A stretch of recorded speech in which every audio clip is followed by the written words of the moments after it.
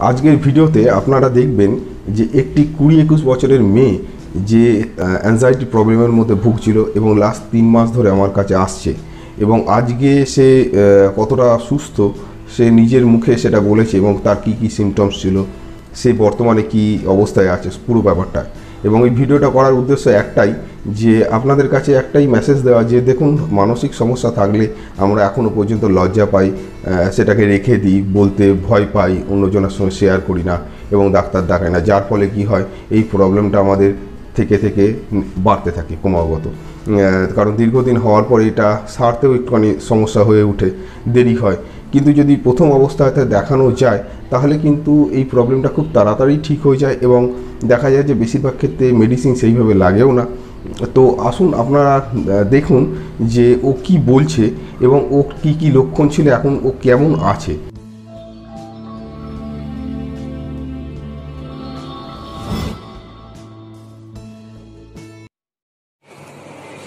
ওর নাম হচ্ছে, ও আমার কাছে এসেছিল হচ্ছে 19/7/21 এবং ওর কি কি সমস্যা ছিল আপনারা ওর মুখেই শুনুন, তাহলে বুঝতে পারবেন এই ধরনের সমস্যা নিয়ে কত মানুষ ভুগছে এবং না দেখানোর জন্য কতদিন সাফার করছে। ও কতদিন ভুগছে, ও হচ্ছে 19 তারিখে এসেছিল 19/7 আর আজকে হচ্ছে 9/10, অর্থাৎ 3 মাসের মধ্যে কিন্তু রিকভার হয়ে গেছে। ওর আগের সমস্যাটা ও একটু বলছে, শুনুন। বল তো সমস্যাটা কি ছিল? আমার প্রথম এরকম মনে হতো, জোরে বল। মানে প্রথম এরকম মনে হতো আমার বুকে ব্যথা করতো, সেটা নিয়ে টেনশন হতো। আমি অনেক ডাক্তার দেখিয়েছি, তো ওনারা বলেছে না আমার বুকে কোনো প্রবলেম নেই। তবুও আমার মনে হতো না আমার বুকে কেন প্রবলেম নেই, যেহেতু কেন ব্যথা করছে। তো এটা নিয়ে আমার সবসময় টেনশন হতো।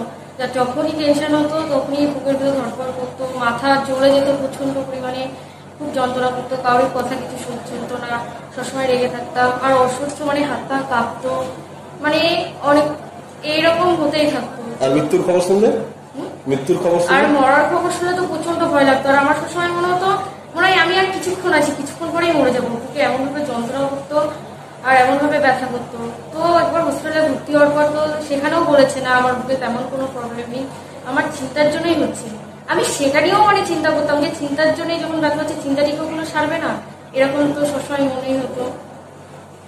আর প্রচন্ড পরিমাণে মাথা জ্বলতো, হাত পা কাঁপতো, কিছু খেতে ভালো লাগতো না। এখন ঠিক আছে, এখন আমি ঠিক আছি। এখানে আমার এখন কোনো অসুবিধাই হয় না। যখন বুঝতে পারি যে টেনশনের জন্য এগুলো হচ্ছে, যখন কোনো ফালতু টেনশন আসে তখনই হয়তো আবার ওরকম হয়, বুক ধড়ফড় করে। তো সেটাকে ঠিক আছে, এখন কাটিয়ে উঠতে পারি, কোনো অসুবিধা হয় না।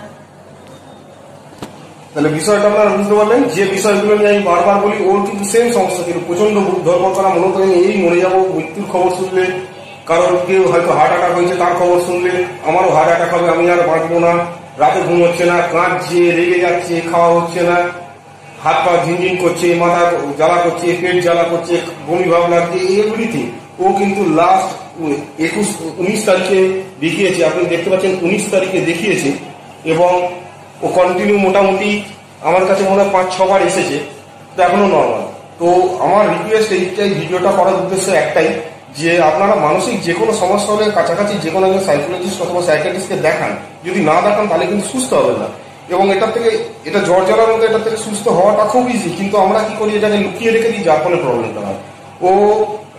ওকে অনেকগুলো থেরাপি দিয়েছিলাম, ওর অনেকগুলো এক্সারসাইজ ছিল, ওর অনেকগুলো থিঙ্কিং লেখার ব্যাপার নিয়ে, কিন্তু আপনারা যদি বাড়িতে রেখে দেন প্রবলেমটা, তাহলে কিন্তু প্রবলেমটা সারা জীবন যাবে না এবং আপনাকে এটা ভুগতে ভুগতে কিন্তু আরো বেশি বেড়ে যাবে, তখন কিন্তু জটিল আকার ধরা যাবে। তাই আমার রিকোয়েস্ট, আপনারা কাছাকাছি যে কোনো একজন সাইকোলজিস্ট অথবা সাইকিয়াট্রিস্টকে দেখান। থ্যাংক ইউ, ধন্যবাদ। আর তোকেও খুব ধন্যবাদ, তো পুরো কেস স্টাডিটা বলার জন্য, পুরো বিষয়টাকে বললো। ও প্রথম থেকে কি হয়েছিল, মারাত্মক অবস্থা হয়েছিল। ওর দাদা আমার কাছে নিয়ে আসতো, মাঝখানে 3 মাস আগে থেকে ওর দাদা নিয়ে আসতো। ওদের বাড়ি হচ্ছে ওখান থেকে নিয়ে আসতো। মনে হয় ট্রেন থেকে পড়ে যাবো, ট্রেনের মধ্যে উঠে কি দরকার করছে, আমার মরে যাবো ট্রেনের মধ্যে, ট্রেনে পড়েই আসতে পারতো না। তো এখনো নর্মাল, এখনো হাসতে হাসতে আসছে, হাসতে হাসতে যাচ্ছে। এখনো নেক্সট ভিজিট করবে আমার কাছে এখন 3 মাস বাদে, কারণ ও নর্মাল 3 মাস বাদে জাস্ট একবার চেক আপে আসবে, আর কিছু। থ্যাংক ইউ, ধন্যবাদ। এই ভিডিওতে আপনারা যেটা দেখলেন যে ওর যে সমস্যাগুলো ছিল তার মধ্যে বেশিরভাগই আমি আগের ভিডিওগুলোতে সিমটমসগুলো ডিসকাস করেছি এবং ও আমার এই ভিডিওটা দেখেই হসপিটালেতে এসেছিল দেখাতে। এবং হসপিটালেতে আসে ওর দাদার সাথে, এবং ওর দাদা বিষয়গুলো বলে যে কি কি সমস্যা হচ্ছে। তো সেখানেতে ও যেগুলো বললো সেই সমস্যাগুলো, এবং ওর সমস্যাটা এতটাই বেশি ছিল যে প্রথম দিনকে আমার কাছ থেকে ঘুরে যাওয়ার পরে আবার 2-3 দিন বাদে আসে, আবার যাওয়ার পরে আবার দেখা যায় আবার কিছুদিন বাদে আমার কাছে আসে, 2-3 দিন বাদে আবার আসে, কারণ আমি তাকে আবার ডাকি। কারণ হচ্ছে তার সমস্যাটা তখন বেড়ে গেছিলো খুব, এবং ক্রমাগত কন্ট্রোল করতে পারছিল না। সে 2-1টা সিটিংস খুব ঘন ঘন হয়, এবং তারপরে দেখা যায় যে ধীরে ধীরে ও কিন্তু নিজেকে ব্যাপারটা কন্ট্রোল করতে থাকে। এবং সবথেকে বড় জিনিস হচ্ছে আমি যেগুলো বলেছিলাম ও সেগুলো করার চেষ্টা করেছে। এখানেতে যেটা আমি প্রত্যেকটা ভিডিওতে বলে থাকি যে মানসিক সমস্যা বা অ্যাংজাইটি, ডিপ্রেশন, ওসিডি যাই হোক না কেন, সেক্ষেত্রে একটা এক্সারসাইজ কিন্তু বড়। ও প্রতিদিন কিন্তু সকালবেলা এবং বিকেলবেলা ওয়াকিং করতে বেরোতো, মেডিটেশন খানিকটা করতো। এছাড়া হচ্ছে আমি যেভাবে বিষয়গুলোকে বলেছিলাম যে থটগুলো যেগুলো আছে সেগুলোকে কীভাবে লিখবে, প্রতিদিন সেগুলো লেখার চেষ্টা করতো। প্লাস ওর দাদা খানিকটা ওকে বুঝাতো যখন সমস্যা হতো, এবং ও বিষয়টাকে নিজে ফিল করতে থাকে, বা ও যখন আমার সামনে যখন বসে, যখন সেশনস হয়, তখন আমি বিষয়টা টোটালটাই বুঝিয়ে বলার চেষ্টা করি। আমি প্রত্যেকেই বিষয়টা বুঝিয়ে বলার চেষ্টা করি যে আপনার সমস্যাটা কেন হচ্ছে, কীভাবে হচ্ছে, এবং এক্ষেত্রে কী করার দরকার, যে সমস্যাটা হচ্ছে সেই সমস্যাটা থেকে বেরোবার জন্য কী করার দরকার, সমস্যাটা কত মানুষের মধ্যে আছে, কীভাবে তারা রিকভার করেছে। কিন্তু মুশকিলটা হচ্ছে কী বলুন তো, আমাদের থট প্রসেস যেহেতু প্রত্যেকের আলাদা, চিন্তাভাবনা যেহেতু আলাদা, এবং সমস্ত প্রবলেমের সঙ্গে ডিল করার ক্যাপাসিটি আলাদা, তো সেক্ষেত্রে প্রত্যেকটা মানুষের কিন্তু সাইকোলজি কিন্তু আলাদা আলাদা। সেক্ষেত্রে দেখা যায় যে প্রত্যেকের যে সেম ধরনের থেরাপি হবে, সেম ধরনের টেকনিক হবে, সেটা তার সমস্যাটা মারাত্মক আকারে হয়েছিল। ও কাঁদতো, এবং মাঝে 2-1 দিন আমাকে ফোনও করেছিল, খুব ভয় পেয়ে গেছিলো যে তার বুকেতে প্রচণ্ড পরিমাণে পেন হচ্ছে, যন্ত্রণা হচ্ছে, সে মারা যাবে, মানে প্রথম দিকে ফার্স্ট টাইম। এবং প্রথম দিকে যখন ও এসেছিলো তখন তো আমার কাছে রীতিমতো কাঁদছিল যে স্যার আমার বুকে প্রচণ্ড যন্ত্রণা হচ্ছে, এবং অল টাইম যন্ত্রণা হয়। দেখা যায় যে দিনে ঘুম থেকে উঠলাম, খানিকটা ভালো আছে, আবার খানিকক্ষণ বাদ থেকে দেখা যাচ্ছে পেন শুরু হয়ে যাচ্ছে, কিন্তু আমার সব টেস্টিং হচ্ছে। ও ইসিজি রিপোর্ট থেকে শুরু করে সমস্ত জিনিস নিয়ে এসেছিলো, এবং সেখানেতে দেখা গেল যে কোথাও কিছু নেই, কোনো প্রবলেম নেই। এবং আমি হসপিটালেতে যখন এসেছিলাম আমি বলেছিলাম ওর এইচবিসিটা টেস্ট করতে, হিমোগ্লোবিনটা টেস্ট করতে বলেছিলাম। তো এইচবিসির হিমোগ্লোবিনে তার ভালো 12-এর ওপরেতে, সব জিনিসপত্র ঠিক থাকার সত্ত্বেও তার প্রবলেমটা হচ্ছিল। এবং সবথেকে বড় জিনিস হচ্ছিল যে কোনো রকম মৃত্যুর কথা, অর্থাৎ বাড়ির কেউ যদি কোনোভাবে বলে থাকে যে ওই মানুষটা মারা গেছে, বা আশপাশ থেকে যদি শোনে কারোর থেকে যে কোনো একজন ব্যক্তি মারা গেছে, অথবা কোনো হার্ট অ্যাটাক হয়েছে বা হার্টের সমস্যা হয়েছে যদি কারোর সঙ্গে, তখনই তার কিন্তু বুক ধড়ফড়ানি বেড়ে যাচ্ছিলো, ওর কিন্তু মারাত্মক পরিমাণ বেড়ে যাচ্ছিলো, এবং তখন কিন্তু যন্ত্রণা হতে শুরু করে দিচ্ছিলো। এবং ও বলছিল যে স্যার আমি মনে হচ্ছে না এক্ষুনি মরে যাবো, এবং এই ফিলিংসটা প্রতিদিন বারবার আসছিল। এবং যে পেনটা হচ্ছিল বুকের মধ্যে, সেই পেনটা বেশ ভালোই পেন হচ্ছিল। এবং ন্যাচারালি এই সময়টা কি হয়, আমরা কিন্তু খুব ভয় পেয়ে যাই। সত্যি তো, হার্টের বুকের যন্ত্রণা হলে সে সাধারণভাবে আমাদের বোঝা থাকে না যে এটা কি কারণে হচ্ছে। যতক্ষণ না সেখানে ইসিজি, ইকো করা হচ্ছে, ততক্ষণ একটা পরিষ্কার চিত্র আসে না যে এটা কি আলটিমেট অ্যাংজাইটির জন্য হচ্ছে নাকি অন্যরকম কার্ডিও প্রবলেম আছে। তবে মহিলাদের ক্ষেত্রে দেখা যায়, বেশিরভাগ ক্ষেত্রে দেখা যায় যে 40-45 বছর বয়স পর্যন্ত কিন্তু এই ধরনের সমস্যা, হার্টের সমস্যা চট করে আসে না, অনেক ক্ষেত্রে আসতেও পারে। মেনোপোজের পরে সাধারণত দেখা যায় যে প্রবলেম আসে, কিন্তু মেনোপোজের আগে অর্থাৎ মেনস্ট্রুয়াল পিরিয়ডটা যতদিন থাকে ততদিন কিন্তু এই ধরনের হার্টের সমস্যাটা চট করে আসে না, কিন্তু অনেক ক্ষেত্রে দেখা যায় আবার আসে। সেটা পরীক্ষার পরেই বোঝা যাবে, যে ডাক্তারবাবু বলে দেবেন যে আলটিমেট কী কারণের জন্য হচ্ছে এটা। তবে এই অ্যাংজাইটিতে কিন্তু বহু মানুষ ভোগে, এবং বহু মানুষ আমাকে হোয়াটসঅ্যাপে লেখে, SMS করে, কমেন্টস করে যে স্যার আমার প্রবলেম হচ্ছে, আমার মনে হচ্ছে আমি মরে যাবো, স্যার আমাকে বাঁচান। তো ব্যাপারটা হচ্ছে যে এখানেতে খুব ইজি একটা বিষয়, যে যদি সমস্যা হয় আপনার অ্যাংজাইটি, এবং অ্যাংজাইটির জন্য, অ্যাংজাইটিতে বেসিক্যালি কী হয়, আমার একটা কাল্পনিক ভয় লাগে, অর্থাৎ মনে হয় যেন আমি মারা যাবো, বুকটা ধড়ফড় করছে, আমার ঘাম হয়, যে কোনো একটা যে বিষয় নিয়ে চিন্তা হয়, মনে হয় যেন আমার অ্যাক্সিডেন্ট হয়ে যাবে, মনে হয় যেন আমি বসে আছি উপরে সিলিংটা ভেঙে পড়বো। এক ভদ্রলোক এসেছিলো, সে বলছে যে আমি সিলিংয়ের নিচে যেতে পারি না কোনো জায়গায়, দোকানে হয়তো বাইরে দাঁড়িয়ে আছি, মনে হয় যেন দোকানের উপরে যে ইয়েটা আছে, ছাদটা আছে, বাইরের দিকে যে সেটটা আছে, সেটা আমার মাথায় ভেঙে পড়বে। পাখার নিচে যখন শুই আমি রাত্রিবেলা, মাঝে মাঝে এরকম মনে হয় যদি পাখাটা খুলে পড়ে যায় আমার কী হবে, আমার মুখ চোখ ব্লেড দিয়ে কেটে যাবে, আমি মারা যাব। আমি বাইরে অনেক সময় বেরোতে ভয় পাই, ট্রেনে বাসে উঠতে ভয় পায়, মনে হয় যেন আমি শ্বাস আটকে মারা যাব, আমি হয়তো যদি নামতে না পারি ভিড় ট্রেন থেকে, যদি মনে হয় যেন নামার সময় কেউ ধাক্কা দিতে আমি পড়ে যাব, ওটার সময় ভিড় ট্রেনে উঠতে পারবো না। বিভিন্ন ধরনের সমস্যা হয়। কারো দেখা যায় যে অ্যাংজাইটির জন্য দেখা যায় যে হঠাৎ করে কোনো একটা কেউ মারা গেছে, কোনো একটা ঘটনা শুনলো, সেখান থেকে তার মনে হয় যে এই কারণে আমি মারা গেছি। অনেকে দেখা যায় যে সুগারের জন্য সুগার বেড়ে যায়, ফ্যামিলিতে সুগার আছে, যার ফলে সে অ্যাংজাইটিতে ভুগে যে আমারও সুগার হবে, এবং বারবার সে টেস্ট করাতে থাকে যে সুগার হবে কিনা, এবং সে খাবার দাবার মেনটেন করতে থাকে। হয়তো ভাবে যে একটুখানি যদি কোনো কারণে দুর্বলতার জন্য তার মাথাটা যদি হালকা ঘুরে যায়, সাধারণত সবার হতে পারে, দুর্বলতার জন্য হতে পারে, ঘুম ঠিকঠাক হলো না, কোনো একটা সময় হয়তো ফিলিংস এলো, হ্যাঁ, সেক্ষেত্রে দেখা যায় যে সে মনে করে যে এই বাবা হয়তো সুগারের জন্য হচ্ছে, আমার হয়তো নিঃশ্বাসের কোনো প্রবলেম হচ্ছে, আমার হয়তো ফুসফুসের কোনো প্রবলেম হয়ে গেছে, আমার হয়তো হার্টের কোনো প্রবলেম হয়ে গেছে, আমার ঠিকঠাক নিঃশ্বাস আমি নিতে পারছি না। এবং অ্যাংজাইটিতে একটা বড় জিনিস হয় যে মনে হয় যেন গলার কাছে কিছু একটা আটকে আছে, ঢোক গিলতে পারে না ভালো করে, এবং বারবার খ্যাকড়ানি দেয় যে গলাটা ক্লিয়ার করার জন্য, কিন্তু সেটা হয় না। আমাদের ডাইজেশনে মারাত্মক প্রবলেম হয় অ্যাংজাইটি থাকলে। সেক্ষেত্রে দেখা যায় যে আমাদের ঠিকঠাক খাবার হজম হয় না, অ্যাসিডিটি হয় প্রচণ্ড পরিমাণে, পটি ঠিকঠাক করে ক্লিয়ার হয় না, কারো ক্ষেত্রে দেখা যায় যে খুব নরম পটি হচ্ছে বেশি হচ্ছে, এবং কারো ক্ষেত্রে দেখা যায় খুব শক্ত পটি হচ্ছে। তো কনস্টিপেশনের একটা প্রবলেম প্রচুর পরিমাণে থাকে, হাত পা দুর্বল লাগে, হাত পা কাঁপে।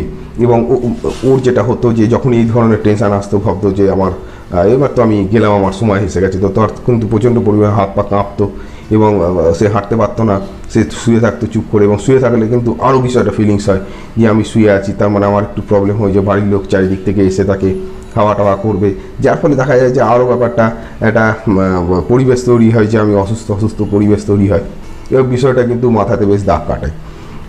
এছাড়া দেখা যায় যে অ্যাংজাইটিতে বিভিন্ন ধরনের ভ্রান্ত ধারণা আসে, যে বিশেষ করে পরিবারের ক্ষেত্রে আসে যে পরিবারের কারোর যদি কোনো রকম ক্ষতি হয়, এবং সেক্ষেত্রে দেখা যায় যে অনেকের বাইক চালাতে প্রবলেম হয়, বাইক নিয়ে এতদিন ধরে বাইক চালাতো, কিন্তু বর্তমানে আর বাইক চালাতে পারছে না, যে আমার যদি অ্যাক্সিডেন্ট হয়ে যায়, এবং প্রতি মুহূর্তে সে অ্যাক্সিডেন্টে ভয় পাচ্ছে।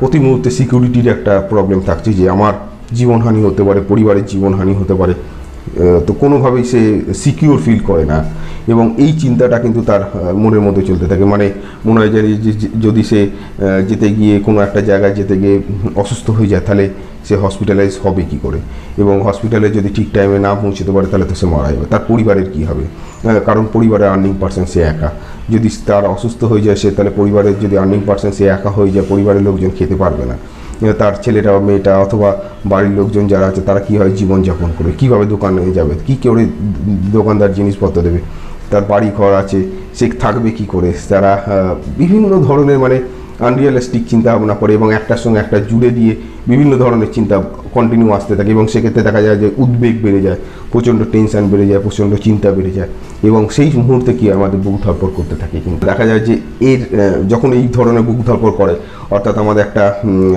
ফাইট অ্যান্ড ফ্লাইট মেকানিজম যখন শরীরের মধ্যে তৈরি হয়, অর্থাৎ এই মেকানিজমটা যখন তৈরি হয়, এর মধ্যে একটা আমাদের হরমোন বেস ফ্যাক্টর কাজ করে, আমাদের অ্যাড্রিনালিন বেস এর মধ্যে একটা বড় ইনভলভমেন্ট থাকে অ্যাড্রিনালিনে, এবং অ্যাড্রিনালিন কী করে যে যখন আমাদের ফাইট অ্যান্ড ফ্লাইট মেকানিজমটা অন হয়ে যায়, যখন আমরা খুব নিজেকে সিকিওর করার জন্য চেষ্টা করি, অর্থাৎ কোনো একটা যে বিপদ এসেছে আমার ব্রেন যেটা রিয়েলাইজ করে, এবং তখন যখন ব্রেন রিয়েলাইজ করে যে আমার একটা বিপদ এসেছে, তখন কি হয় অটোমেটিক্যালি আমাদের হরমোন কিন্তু আমাদের ব্রেন কিন্তু ইনস্ট্রাকশান দেয় যে আমাদের যে ডাইজেশন সিস্টেম আছে তার ডাইজেশন সিস্টেমের কাজ আপাতত স্টপ রাখো, কমিয়ে দাও, এবং সেই এনার্জিটা আমার এই ফাইট অ্যান্ড ফ্লাইটের মেকানিজমেতে নিয়ে আসো, লড়াই করতে হবে, আমার ব্লাড সার্কুলেশন বেশি দরকার, আমার সুগার লেভেল দরকার, কারণ হচ্ছে আমার এনার্জি দরকার সেখানেতে, এবং যার ফলে কি হয় একটা সাইডে যখন এনার্জিটা কনভার্ট হয়, অর্থাৎ তখন দেখা যায় যে আমাদের ডাইজেশনের প্রবলেম হয়, এবং সেক্ষেত্রে দেখা যায় যে আমার হার্ট কিন্তু অ্যালার্ট হয়ে যায়, এবং সেক্ষেত্রে বেশি করে ব্লাড পাম্প করার চেষ্টা করে,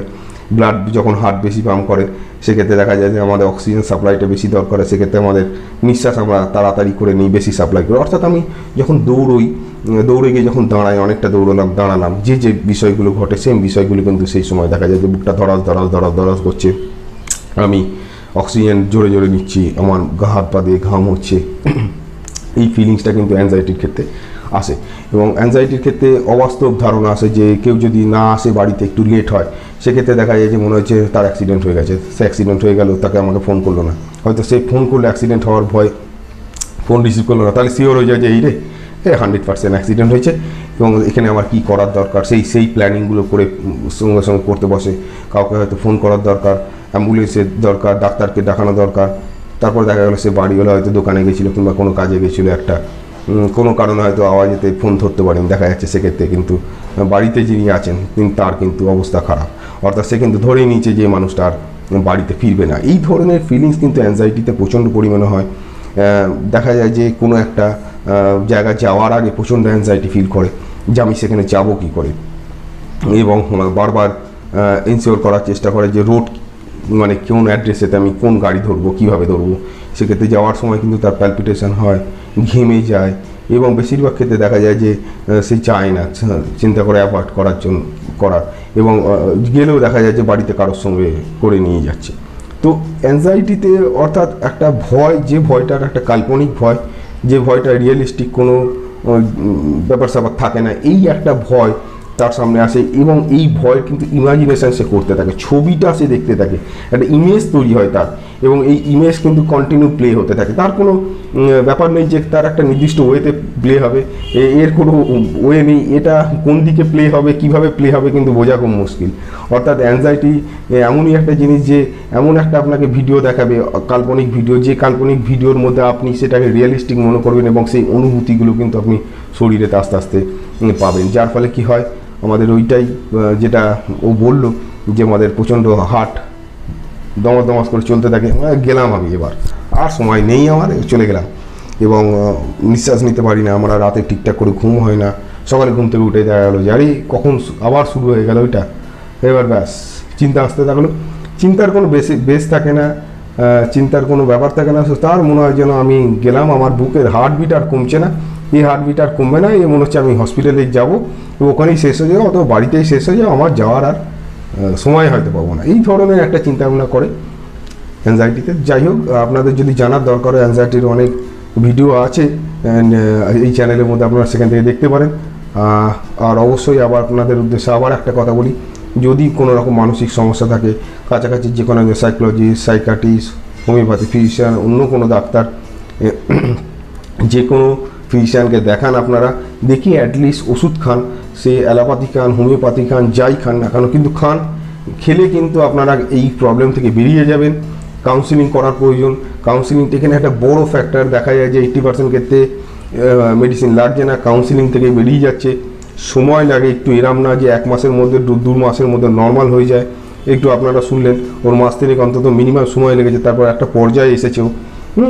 তো এবং সবথেকে বড় জিনিস, ও যেদিনকে এসেছিলো সেদিনকে আরেকটি ছেলে এসেছিলো আমার কাছে, এবং আমি ওকে ডেকে নিয়ে বলছিলাম যে তোর হিস্ট্রিটা শেয়ার কর। ওই ছেলেটা গিয়ে শেয়ার করলো ওর হিস্ট্রি, কী করেছে না করেছে, কীভাবে কাটিয়েছে, কী সমস্যা হয়েছে, কতটা সমস্যা হয়েছে প্রথম দিকে, সবটাই ও ক্লিয়ারলি ডিসকাস করে, এবং ওর এখন কনফিডেন্সটা কিন্তু অনেকটা বেশি। তো আমি বলবো যে আপনারা দেখান, এটা জ্বর জ্বালা সর্দি কাশির মধ্যে দেখালেই নর্মাল হয়ে যাবে। তো টেনশন নেওয়ার কিছু নেই, সুস্থ থাকুন, ভালো থাকুন, থ্যাংক ইউ।